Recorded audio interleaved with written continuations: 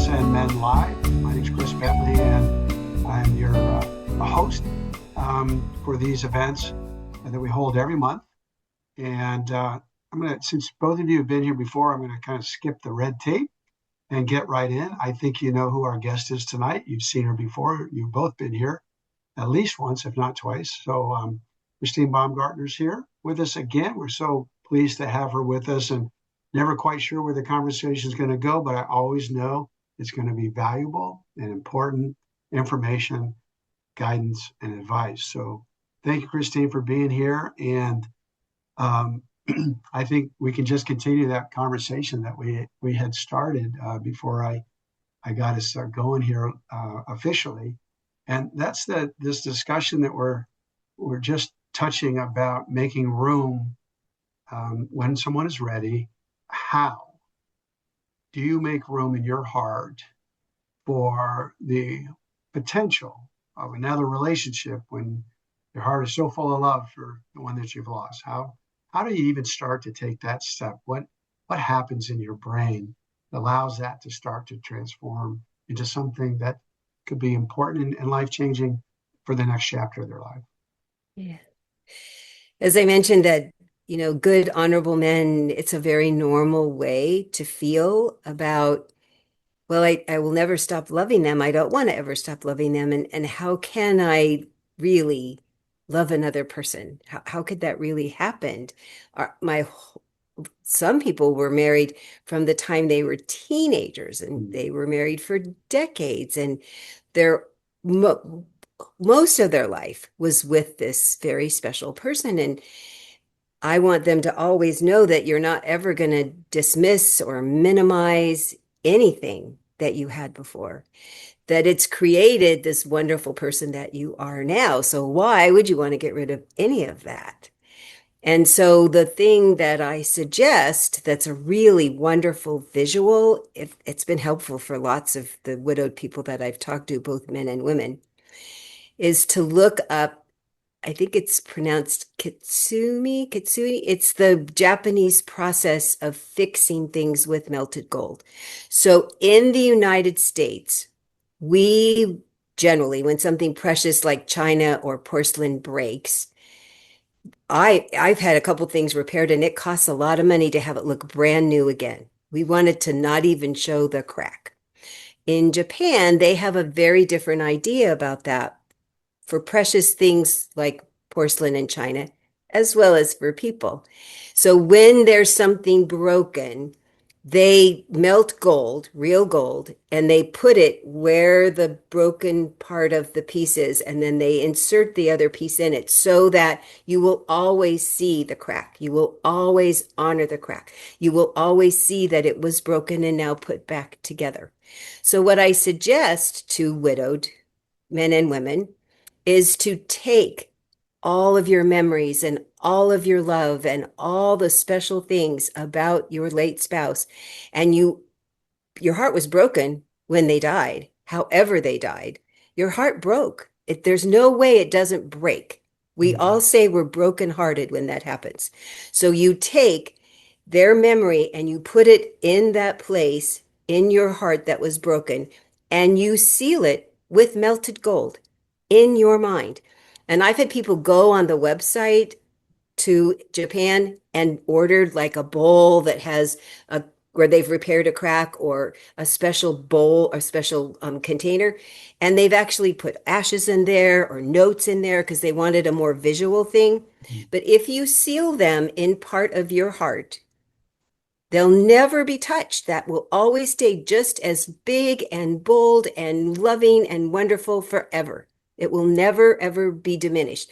But now what you've done is you've released the rest of your physical, emotional, mental heart to be available to love somebody else without any reason of thinking you're being dishonorable to your late wife. And it's really turned a lot of people's concerns around when they were ready. Because one of the things people will say, well, you can love more than one child. It's not the same. You can have a bunch of relatives. It's not the same. So I want you to make this very special because it's not the same. But when people have done this, they've been it's been an more easily navigated journey to now go through all the other things like, oh my God, you know, I'm not the same person. And oh my God, I don't look like the same person. And there's all those other things that will come up that we have to deal with. But first, you have to decide you're not going to feel guilty because guilt is really for something that you've done that's illegal or immoral. And loving somebody new when you can't physically love your late spouse anymore, there's nothing immoral or illegal about it. You Mhm. fulfilled all of the agreement that you had when you got married. And when they died, the agreement of being with just them forever has now null and voided. It really is. You can still choose not to date anybody, but choose it because it's a different reason than that. I Mhm. don't want to be with anybody else. I can't imagine with being anybody else. My heart still will always belong to them. Great. But it's not because you're going to do anything wrong by being with somebody new. And my oldest client, when she came to me, she was 82. I might have told you this story already. Her name is Joan. And she'd had two long, happy marriages and had been widowed twice. And she says, I have no idea what I'm doing about dating. You really do have to help me. And I went, okay, happy to help you. But I am so curious after losing two husbands of long time, what makes you want to do this again? And she said, because I have all this love to give and receive.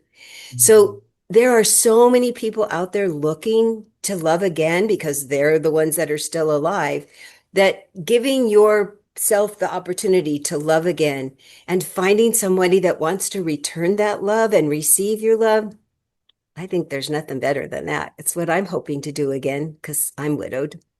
So that's my speech about it. And everybody gets to make their own decision. But I hope that it eases the concerns when I give you the facts. This is the facts of why it's okay to move forward. I hope that that's helpful. I think that's very helpful. It made me think of do do folks at some point, men have to rationalize what would my wife want me to do? How Mhm. does that play into what you just were describing? Because it seems like that's permission to not feel guilty. It's permission to create that space because that's what my wife would have wanted for me, not to sit around and mope around, but to experience love again. And I'm sure, unless it's a sudden death, there's some of those conversations probably happen, Mhm. and it's a sense that no, I want you to find another. How does that all tie in? What would be, how would you address that? Well, and I've even heard a couple of men who said their wife said don't, but they decided that they were going to do it anyway. So that's the other side of the story that you did I bring. But feel because so. I've heard it, I'll say it. The part that I would say to that is, I think personally, this is my personal opinion, and I've had other people have the same opinion, but not everybody. I think it honors that you loved and that you want to do that again. Because certainly people that had had a really horrible relationship or they had a really bad divorce, there's a lot of them that go, yeah, I'm never doing that again. Why would they want it if they think that's the only thing available? So thinking, wow, I had this love and look where I am today because of that. I'm a better person. And men generally do better in a relationship. They just do.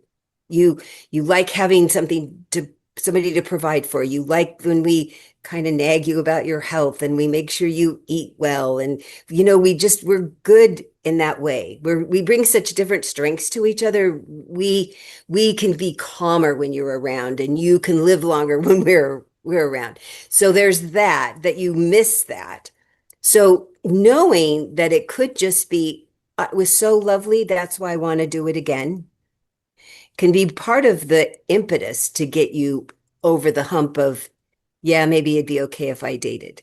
But I've talked to lots of people who had those conversations, especially when it was a known illness. Mine was sudden, but the people who knew there was some impending end date, they had the conversations about please go on, please find somebody. It would be sad to me to think that you weren't. And if it was me on the other end, I would be hoping you would say the same thing. I mean, people have had that open, honest conversation, which I was really impressed about because it's not an easy conversation to have.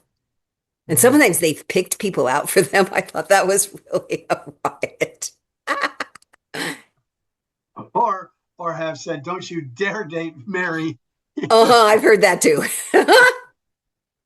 I suppose you see all sides of the coin.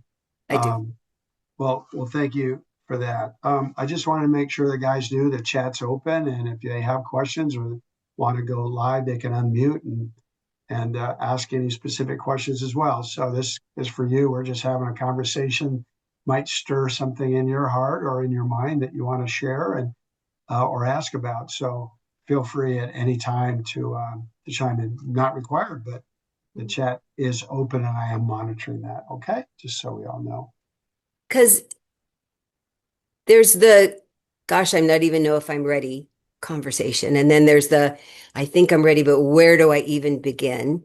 And there's the, gosh, I've been out dating and it's this part's well and this part's not. And how do I do it better? And then there was a person last month who was already in an ongoing relationship who had very different questions to ask. So I coach in all those different arenas, and it's easier if I know where you are in those, if I just get four, because there's a lot, but those really four basic places to address that and have more words and advice and conversation about if you are in this phase, here's the best help I could give you for that phase. That's really helpful. Because I can talk about all sorts of stuff. It just, if you're not there, like the one last week said, but I have a question about being in a relationship. Like that, gosh, tell me. Yeah, I'm happy to address that. Because I don't assume I know where anybody is in their grief journey and they're thinking about and maybe dating. How could you? Uh, right? How could you know? Maybe you can tell by just looking at someone. I'm sure when they tell you it's been this long since there's probably some correlations about, well, it's been a year, it's been 2 years, it's been 3 years. We've had other guests on that, you know, and it does vary quite a bit. I mean, some were drawn at 6 months and felt guilty because it wasn't longer, right? And no, I should at least want to wait a year before I'm interested in somebody else. But the companionship aspect was so compelling. It wasn't that they were looking for love; they just wanted to be close to another person again. So, we've heard that. We've heard, 4 years, 7 years down the road, they finally are released somehow to feel that they could begin again. And of course, age plays a difference. Whether I think the older I get, the less that would be appealing to me. But I I can't imagine a young widow or widower wouldn't want to try to have a second shot at that, with someone. So anyway, I'm sure you know all those numbers. I'm not looking for correlation, but maybe you can just tell by looking at someone where they are in the stage. But probably more likely it's when you know how long it's been since they're lost, probably where they are in their journey. And I Yeah. never assume I know anything about anybody. And I have to tell you, I really tend to be a pretty good guesser. And then you men surprise me all the time. When I'll ask a question and I just have an open mind to your answer, and you'll say something I've never even imagined you'd say. And I just love when that happens. So yeah, So you're not 100% psychic then. I think you might be a little psychic.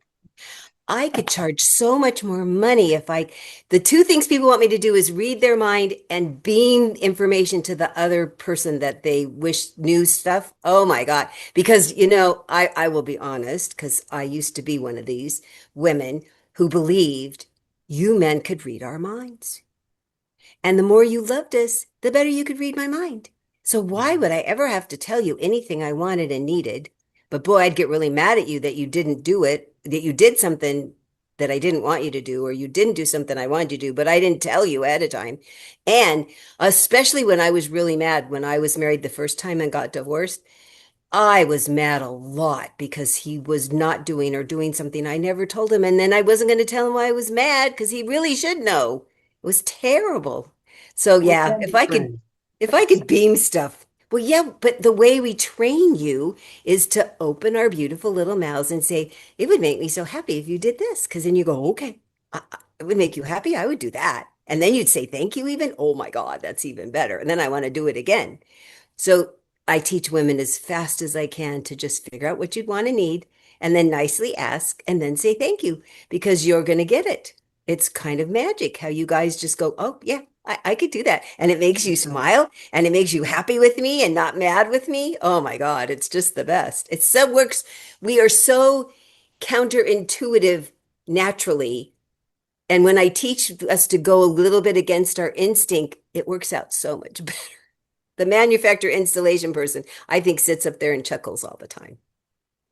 Well, you probably have a whole agenda of things to talk about. I was thinking about something before we jumped on about, I think there was a question last month around, they were living together. What comes with that, around, I mean, that's a big jump, right? To be living with someone. You've been in that, hopefully in that journey for quite a while to get to that point. But I just, this idea around intimacy, like intimacy, I think means a lot of different things to different people. And you can have intimacy without having sex or without living with somebody, right? And I imagine that a new relationship starts should start very, very humbly.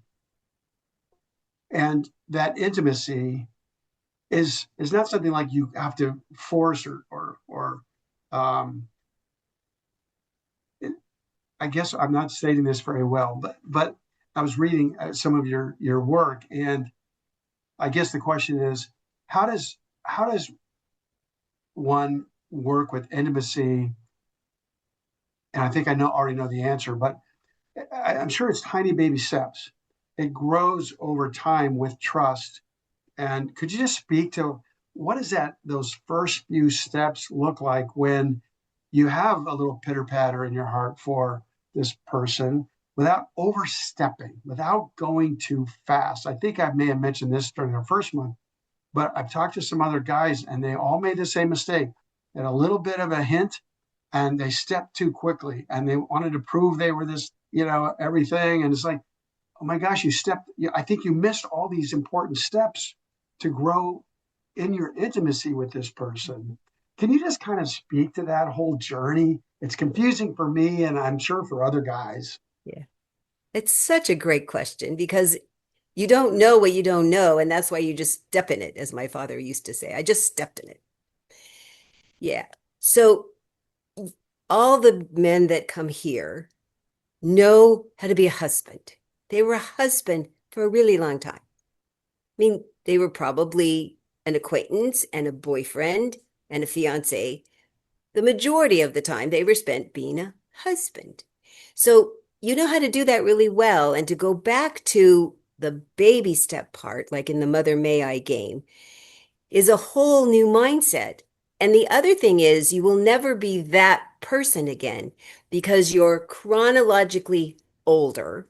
You've had lots of experiences personally as a couple, as a family, jobs, travel, all the things that happen in all those decades you were married changed you from whoever you were when you first met them and were dating. So you just got to grant yourself you're different then, you're more.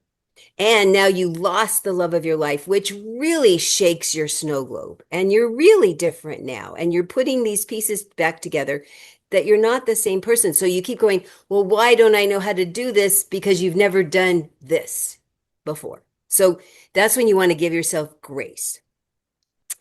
And the way to start out slowly with in my world, in the psychological world, we like breaking that word into syllables of into me, see.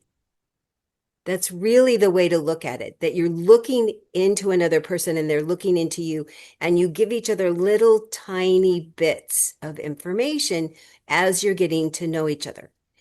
And it's really like the Mother May I game where you are only taking baby steps, as tempting and exciting and normal habit it is to just take these big giant leaps, because that was part of the game where you would take giant steps, that you always stay in the baby steps. And the reason you're doing that is because, as if you were thinking about building a house, because you're eventually going to build a relationship, you need this really firm foundation. I love visual things because it gives us something to hang our hats on. So you're building the foundation, and the foundation is these pieces that you need to put together so that you're like, oh, I'm understanding who you are, and you're understanding who I am. And we haven't tried to put up windows and curtains without having the foundation of the house. Because the accessories can be really fun, but the house is going to fall down if you don't have a good foundation. So the way I always start with all my clients is that you need to figure out what you have to have in a person. Mm. So the homework that I give people in the beginning are these 4 lists of what you have to have, what you'd like to have, what you can't have, and who you are. And within those 4 lists, you use 4 categories of mental, emotional, physical, and spiritual. Because often when I say, well, what is it? What kind of traits are you looking for? I'm looking for somebody who's honest. I'm looking for somebody who's kind. I'm looking for somebody who's interesting. Okay. But even in the dictionary, if you looked up each of those words, there's a whole bunch of definitions underneath them. So I need you to come up with your personal definition for all the traits that you're looking for. Because when we write it out or type it out, but it needs to be in physical form and not just, I'm going to know it when I see it, I'm going to know it, my gut's going to know. You type it out, you're like, oh, well, this is what I really need for them to be interesting. I need them to have this kind of a conversation with me. I need them to have this kind of education level, or I need them to have this kind of worldly experience. I need them to want to travel the same way I do, or I want them to stay home as much as I do. That if you've really spelled out what you're looking for, as well as who you are, then as you're sharing these tiny little bits, because this is the foundation that you're going to now say, you know, this is so not me. I am the kind of person that just shows up at the airport and I just buy a ticket of someplace that looks interesting. And I think it'll be really fun because I am the kind of person that I get my suitcase out 3 days ahead of time. I have packing angst. Things go in and out of the suitcase. I have to know exactly how I'm getting there, exactly what's going to happen there. And then I'm fine doing spontaneous. And when I explained that to my late husband, he went, okay, I'm fine with that because he could pack. I took 3 days to pack. I don't care if we were going for the weekend or for 3 weeks. He could pack for anything in a half an hour. So we both went, well, how interesting you do this so differently, but we didn't care. But we had told each other ahead of time, because if you're living with somebody and you have this big difference and you care that it's different, that's not going to go smoothly. So I explained to him early on, I bring a lot of stuff. I bring a lot of stuff and I have all this packing angst. And he went, okay. And he really had no energy about it at all.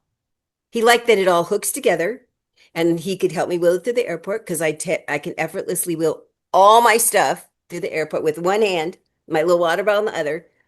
But I've had people complain in my life about it. And I said, well, we can't be together because this is who I really am. And this is who you really are. That my carry-on bag weighs 42 pounds and that your whole entire things that you take weighs 42 pounds.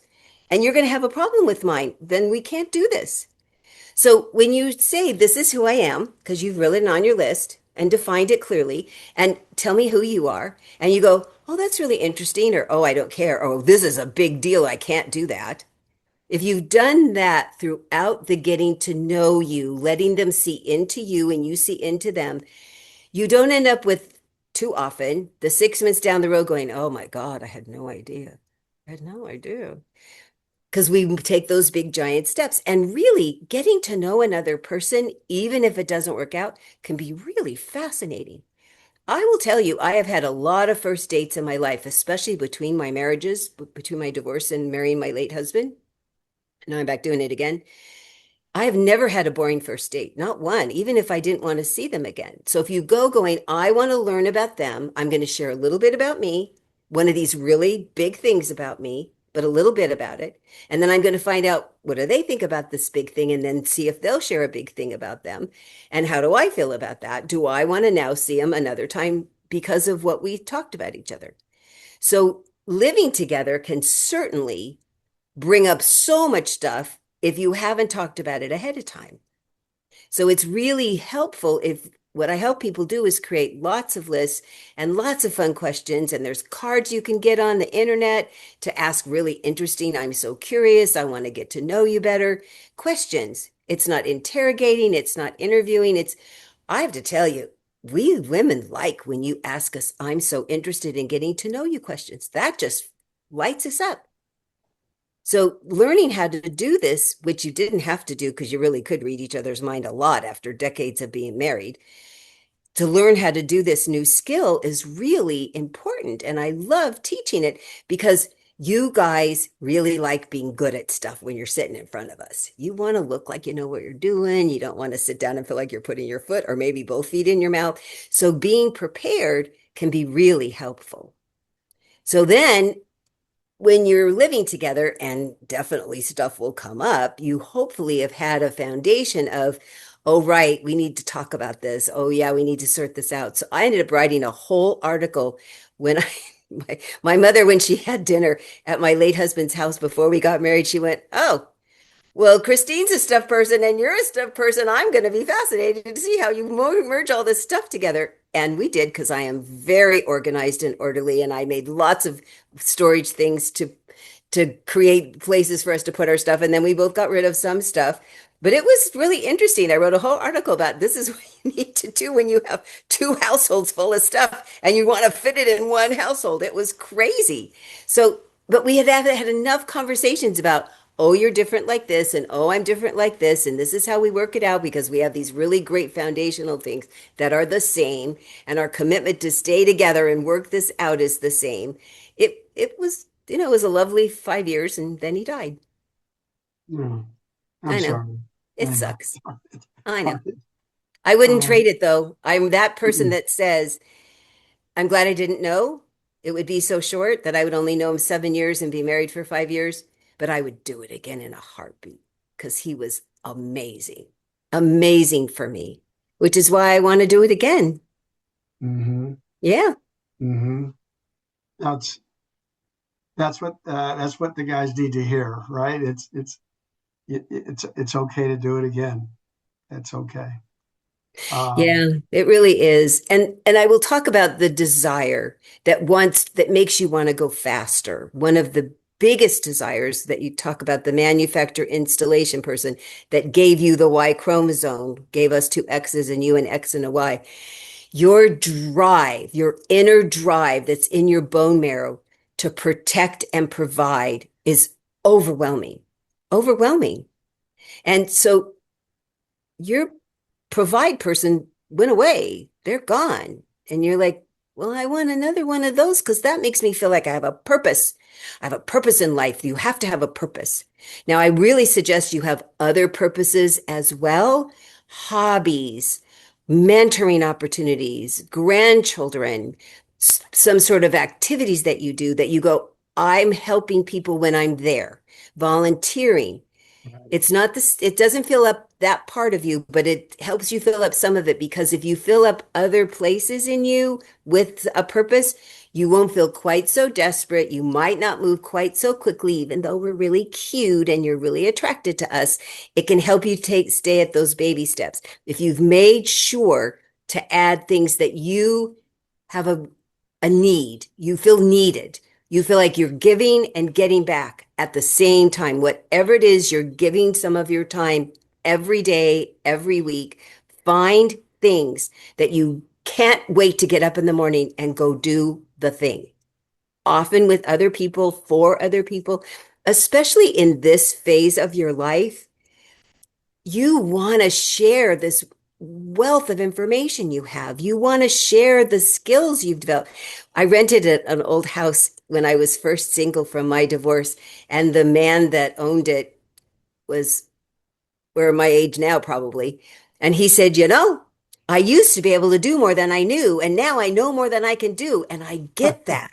I get that. And so honor that. Honor what you have inside to give to other people and make sure you're feeling like you get back when you're giving, because it will help squelch a little. That now, when you do find love again, you're like, I have a person to provide for and protect for again, because you're built that way. There's no way to squelch it at all. You might as well give some to the world and your neighborhood and family and whoever it is that's willing to take it and give thank yous back, and then give it to a new person. But I'm telling you, there's nothing you can do about it. It's already installed in you. I'm glad you mentioned the volunteering, because we had talked before about widows and widowers, the isolation component of loss and grief. And then we had a gentleman who was on with us last month. Fred Colby was talking about kind of false gods, right? Letting isolation that become almost, where it's needed, it's necessary, right? It's not temporary; it becomes permanent.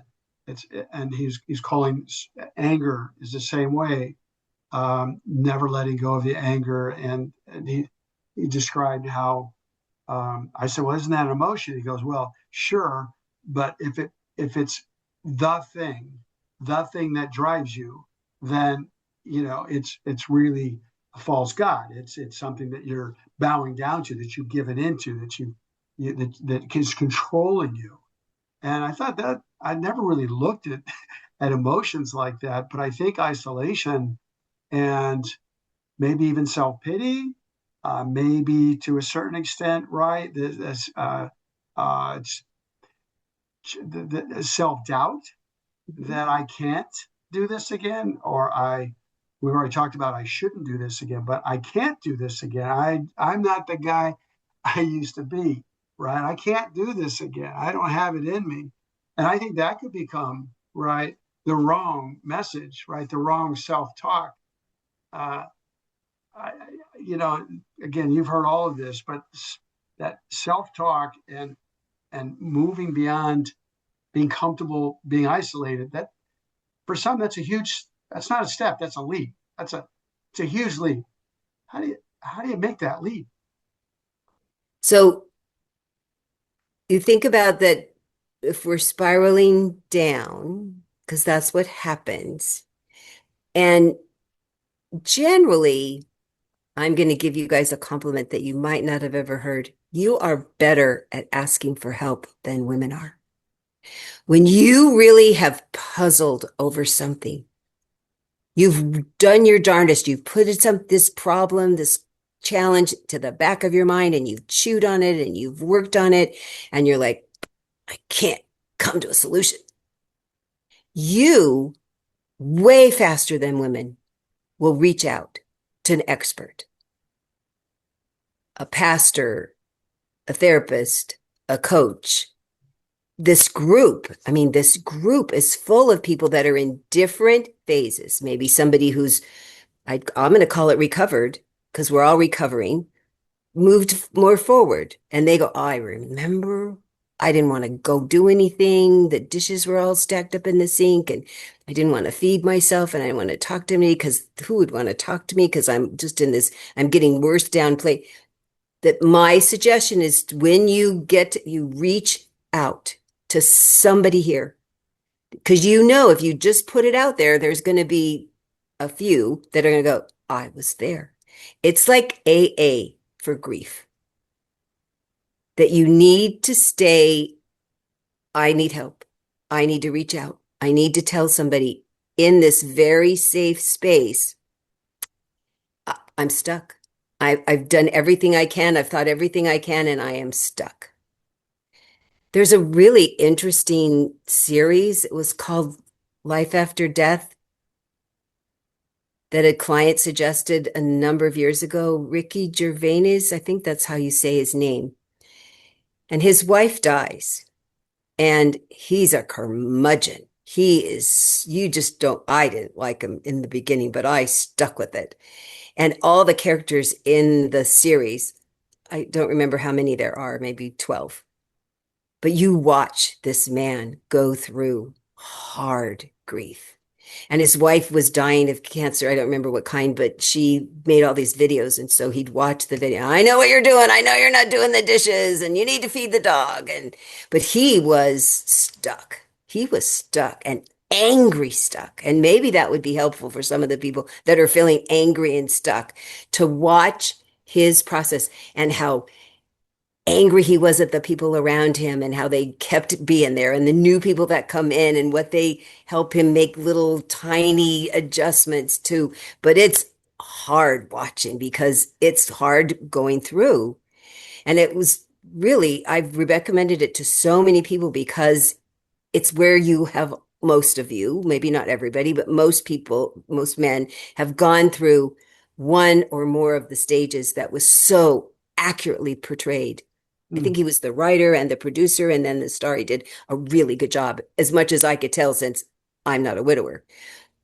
But the best thing I can suggest is to just reach out to another man in this group. It's the perfect right. laboratory for that, to see, can somebody just sit with you with the hard stuff?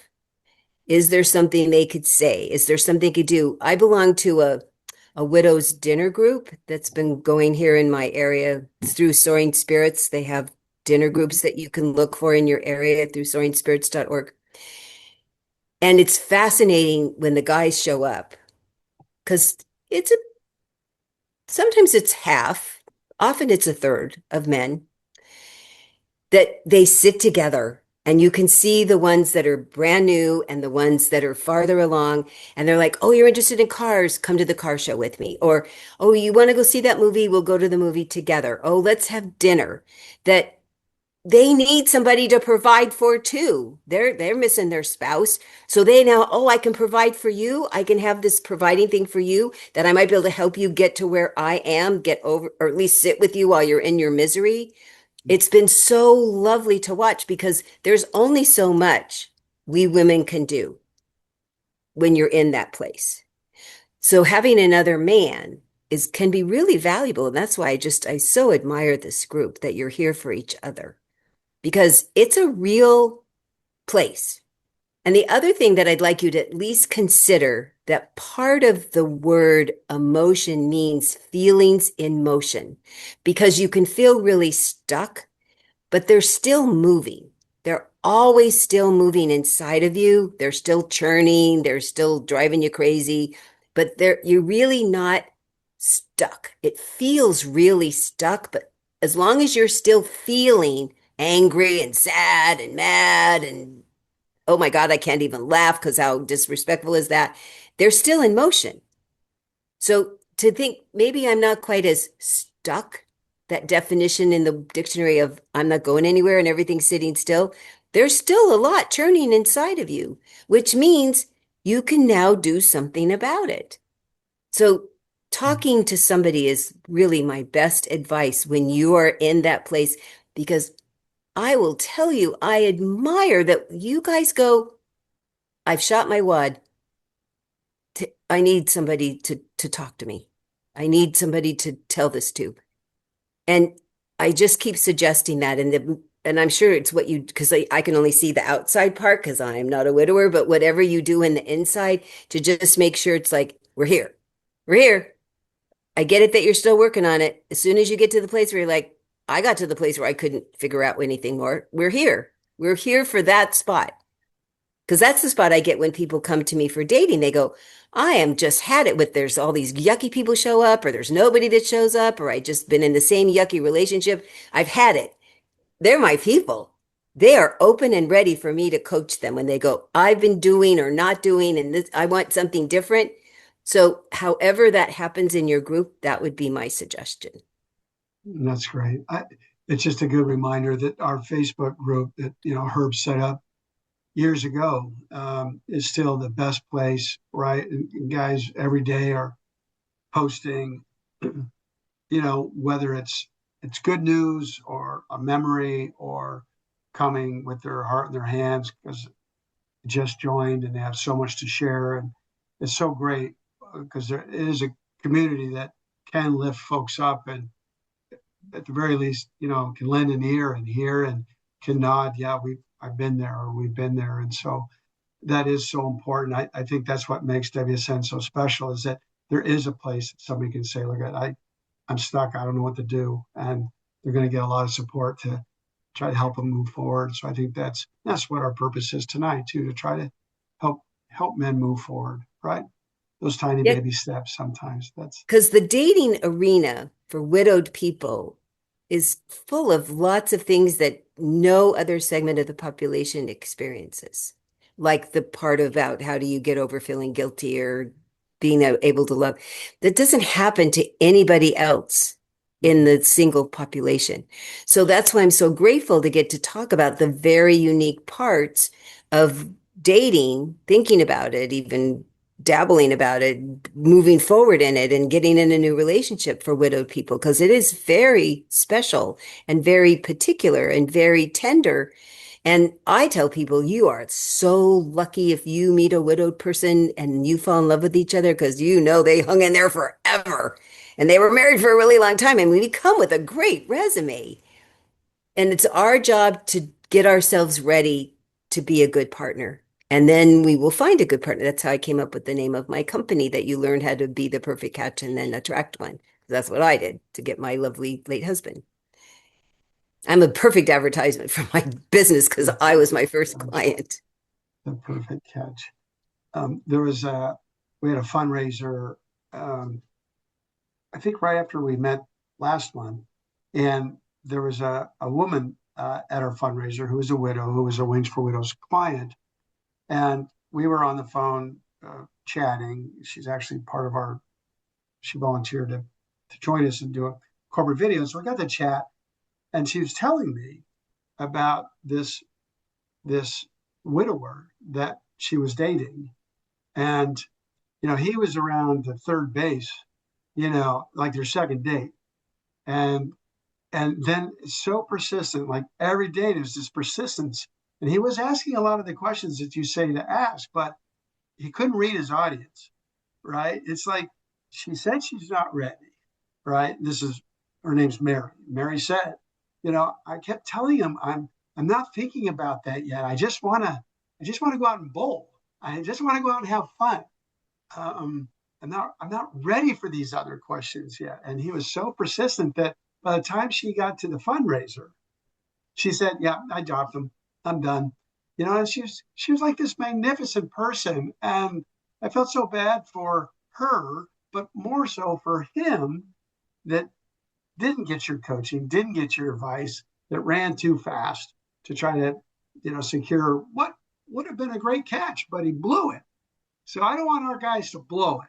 I want our guys to take those baby steps and not blow it and seek your advice and seek your guidance, whether they're here tonight or watching the video in the future, that, you're available to them, and that they should contact you and, take that to the next level, whatever that might be with you. So I think the advice that you provide, I mean, there's a lot of things that guys, right, widowers have to think about, but when they get to this point, I think you got to have that advice because it's so easy to mess up.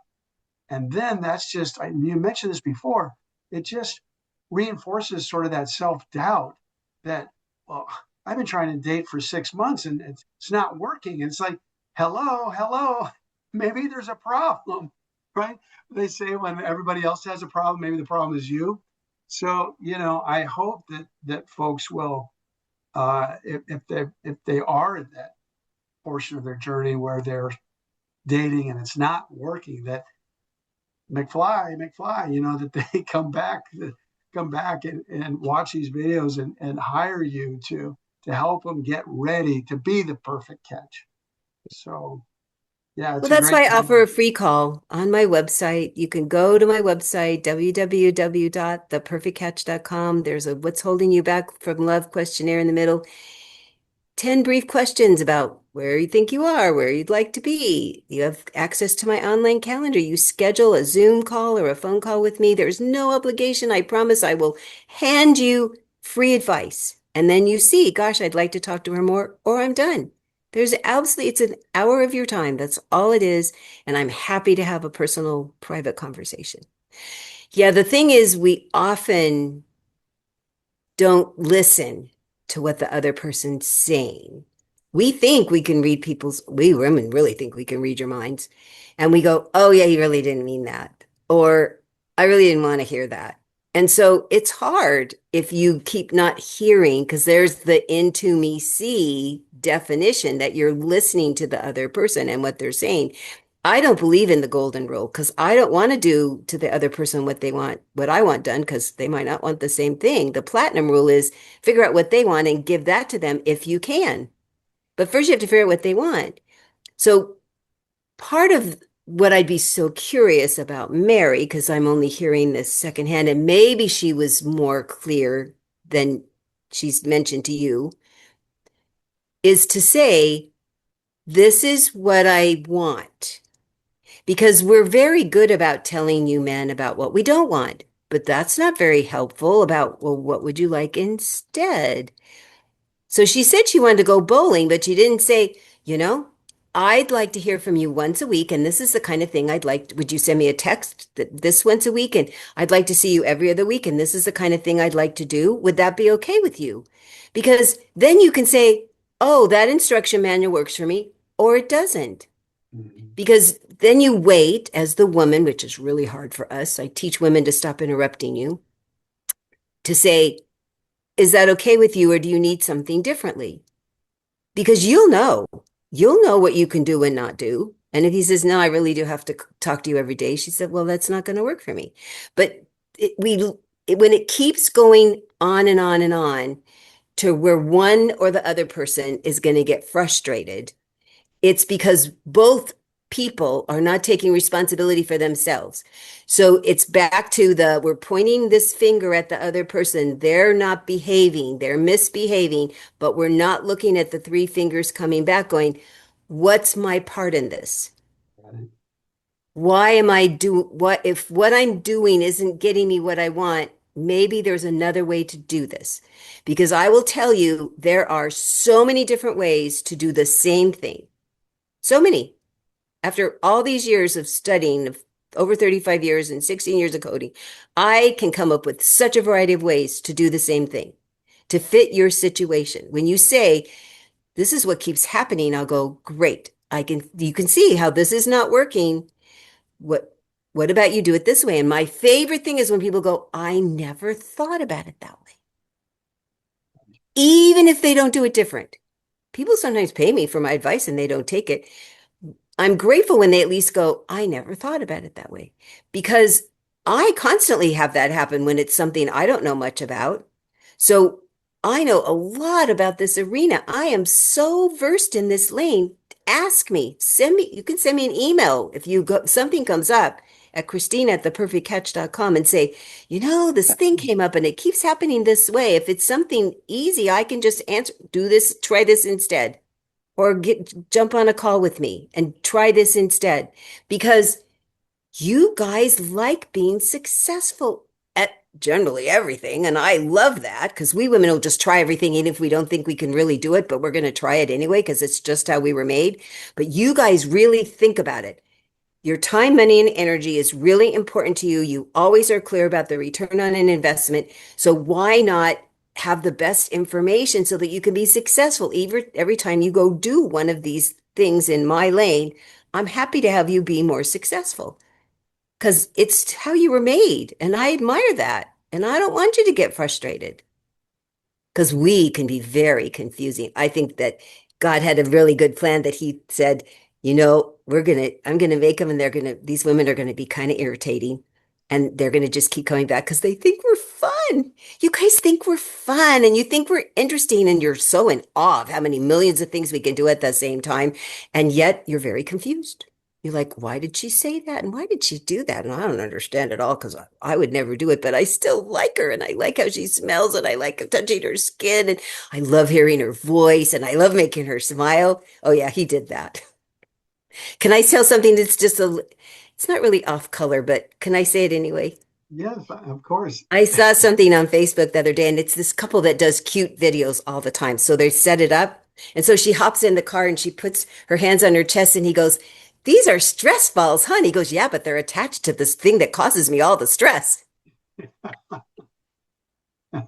It's so true, right? Isn't it? I mean, don't, from a guy's point of view, you're like, that's the Sure. truth. Yeah. That's, So it made me laugh. And I yeah. thought, No, I'll it's just good. share it. And I think you guys will be okay with it. I I think anything goes here. I think that's Okay, good.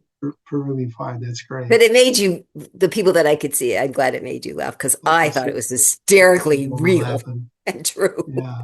Yeah. Well, I wanted to make sure that, let's see, we've got 4 minutes. So I'll ask again, guys, any questions, anything, any comments for Christine while we slowly come to a close here? Feel free to throw them in the Oh, Gomer unmuted. What do you have to say, Gomer? Well, Christine, I wanted to let you know I really appreciate your coming on and sharing. I love your jaunty hat and your great smile. Thank you. I'm not in a place ready to date yet. It's still I'm still in the commitment phase. It's been 14 months, and I was in for the long haul, and I thought for sure I'm going to die first because that's the way it works. The man dies anyway. But I appreciate what you have to say. You're very welcome, Gomer. And what I found for me the first year was just those fearsome firsts that I wasn't prepared for. There's some things I thought I'd be prepared for, like his birthday and our wedding anniversary. And then there were things that came up and I was so unprepared for. And what happened for me was the second year, I'm like, he really isn't coming back. He really isn't coming back. And I took 4 years. Truly, I will tell you. My husband was killed by a clinical trial, and I spent 2 years doing a medical malpractice suit, and I won, but it was a horrible way to spend my first 2 years of grieving. So 4 years, 4 years I waited before I went out on my first date. So I think everybody needs to take their own pace, and still feeling commitment to her is normal. And one of the other things to think about is, if you want to ever consider making those lists, is when you make out the list of all the things you have to have, please list all the wonderful things that you had with your spouse, and know if you want something additionally new or different. As I explained, you you are such a different person now. You're such a different person for all those reasons of the chronological years, and you lost the love of your life. It changes us chemically, emotionally, mentally, physically, spiritually, on all sorts of ways. I mean, it really is like having your snow globe just shaken up. So figuring out who you are first and sorting yourself out first and finding a new purpose in life and reconnecting with people or making new friends with people, that's the way to start, is making friends, male friends, female friends, feeling like you can give back to your community. It's the first step I suggest to everybody, whether they're ready to do it after 6 months or 2 years or 4 years. Reconnecting with the community, reconnecting with something that gives you a reason to get out of bed, because you got out of bed for a long time to provide for your family and your wife and to please her and to see her smile. You need a new purpose. And part of the purpose is, how can you give back to the people in your life, your community, your city, your country, whatever your grandiose thing is. This is what I mean, when I took 6 weeks off from work after my husband died suddenly. And when I went back to work, it saved me because I would not think about him while I was working. And I knew I was helping other people, and it gave back to me. It was so sad at the end of the day because he always asked how my coaching calls went, and it was extra hard. I would call my sister-in-law a lot, but it saved me from having to be so grief-stricken all day long, every day. to have the clients there to talk to about their love life and their dating and helping them find people again. It was amazing. And I'd only coached divorced people at that point. It was 4 years later when I was giving a talk with another coach, and 4 widowed people showed up and said, "Did you know there's a Facebook group for widowed people? And did you know there's a dinner in your city?" And I had no idea. So then at not quite 4 years, a couple months shy of that, I met the widow community and then started coaching widowed people. But I had no idea there was this much support out there for us and places I really knew I could make a difference in people's lives. I work with horses and children and young adults with special needs. I help out at assisted living places because I feel like I always get back 4 times more than I give, because I do things that really light me up. So that with my work and my personal life and my gifting to the world, I feel like I have a purpose to get up every day again, even though I don't have a husband to get up to every day. So I hope that that's helpful, Gomer. And you're so sweet to give me all those compliments, because I'm a words, if you know the 5 love languages, I'm a words of appreciation gal, and I like it a lot. And if you go to my website and watch any of my podcasts, you'll get a tour of I have 16 hats. I wear a hat every time. Yes. My yes, jaunty hat. I haven't been called jaunty in a while. I like it. I love hats. It's just I started buying them and then people started giving them to me. So I have a whole parade of hats on my podcast. I didn't know that. Learn something new every month. Yeah. And that's not even like my baseball caps and stuff. It's my little fancy. This one even has a little feather. See? Feather. But I have 16 hats under bins under my bed, all across the shelf in my closet. Oh yeah, I'm a hat gal. Every color and shape and size. And of course I have a cowboy hat too. I'll have to wear that next time. Yeah, I think you should wear the cowboy hat next time. That'd be great. That'd be great. It's Well, got listen, Christine, it's we are black so and it has a silver band. It's quite chic-y. Some feathers, maybe some feathers. I need feathers, huh? I'm going to have to get feathers to add to my cowboy hat. Do you have one of those big red hats? I do. It's gargantuan. I got it when I was in Florida. It's so big I can hardly get through it. I have to pull it down to go in a doorway. That's classy. That's really Kentucky Derby, one of those big ones like that. Not quite, but it's pretty big. It's like this big. Yeah, it really sticks out very far. It's like you don't even need an umbrella. It completely shades my body in the sun. Oh, but I have it's windy. I do have a couple of those, and I have hat pins too. And usually I have to put it in the front because that's what blows your hat off but yeah, I'm a hat person. Well, I can't wait to continue this topic in the future. But tonight we're gonna close it down. I want to thank everyone for being here. I want to thank Christine for being here. It's always such a pleasure. Yes. Your time is valuable, and sharing it with us, it just means so much to us and to WSN and supporting our mission, Christine. So appreciate that so much. Thank you, everyone who joined us live. We will be putting out the replay. If you came in late or couldn't make it tonight, I had a couple of emails come in with apologies that they couldn't make it. Like, no apology necessary, guys. We will get this out to you all tomorrow.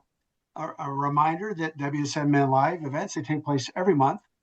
They're published on the website and in the monthly newsletter, so you always know what's coming up. And of course, you can always expect some reminders from me as well. You will receive a brief survey by email, just a few quick questions. You guys have been great about giving me the feedback. I really appreciate it.